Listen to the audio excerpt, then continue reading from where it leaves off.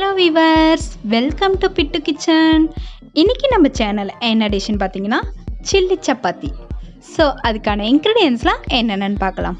First, chapati pieces. முட்டைக்கோஸ் நைஸாக cut பண்ணிக்கோங்க. பீட்ரூட் திருவி எடுத்துக்கோங்க. ஒரு கேரட் நைஸாக செத்தி எடுத்துக்கோங்க. 3 மீடியம் சைஸ் வெங்காயம் நைஸாக கட் பண்ணிக்கோங்க. ஒரு பூண்டு தட்டி எடுத்துக்கோங்க. 4 பச்சை மிளகாய் நைஸாக கட் பண்ணிக்கோங்க. பட்டை, கிராம்பு, ஏலக்காய், பிரிஞ்சி இலை, சோம்பு இது எல்லாத்தையும் பவுடர் பண்ணிக்கோங்க.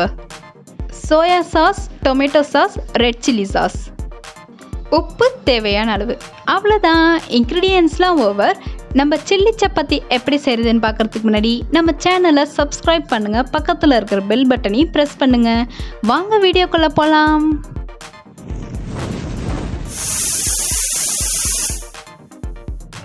ஃபர்ஸ்ட், ஒரு கடாயில் 4 கரண்டி ஆயில் ஆட் பண்ணிக்கோங்க. ஆயில் ஹீட் ஆனதும் அந்த சீக்ரெட் இன்க்ரீடியன்ட் பவுடரை ஆட் பண்ணிக்கோங்க. அப்புறம் தட்டி வச்ச பூண்டை ஆட் பண்ணி இதை வதக்கி விடுங்க. இது நல்லா வதங்கி வந்ததும் கட் பண்ணி வச்ச வெங்காயம் ஆட் பண்ணி வதக்கி விடுங்க.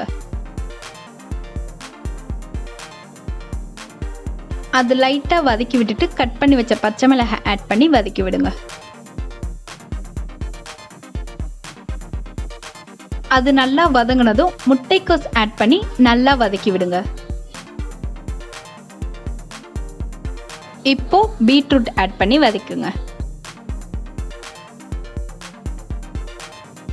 உப்பு தேவையான அளவுக்கு ஆட் பண்ணி இதை நல்லா மிக்ஸ் பண்ணி விட்டுருங்க.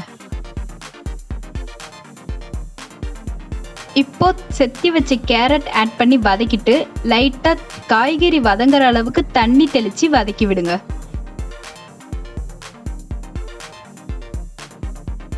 இப்போ வெஜிடபிள்ஸ்லாம் நல்லா வதங்கி வந்துடுச்சு. இப்போ நம்ம கட் பண்ணி வச்ச சப்பாத்தி பீசஸ்லாம் இதில் ஆட் பண்ணி நல்லா மிக்ஸ் பண்ணி விடுங்க.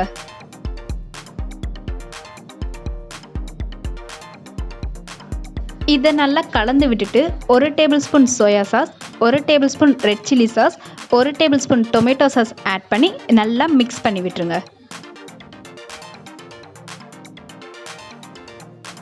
எல்லாத்தையும் நல்லா மிக்ஸ் பண்ணிவிட்டு கொரியாண்டர் லீவ்ஸை தூவி விட்டுட்டிங்கன்னா நம்மளோட டேஸ்டியான சில்லி சப்பாத்தி ரெடி. இந்த டிஷ்ஷை நீங்களும் ட்ரை பண்ணி பார்த்துட்டு உங்களுக்கு பிடிச்சிருந்துச்சுன்னா லைக் பண்ணுங்கள், ஷேர் பண்ணுங்கள், சப்ஸ்கிரைப் பண்ணுங்கள், பக்கத்தில் இருக்கிற பெல் பட்டனையும் ப்ரெஸ் பண்ணுங்கள். தேங்க்யூ, பாய்.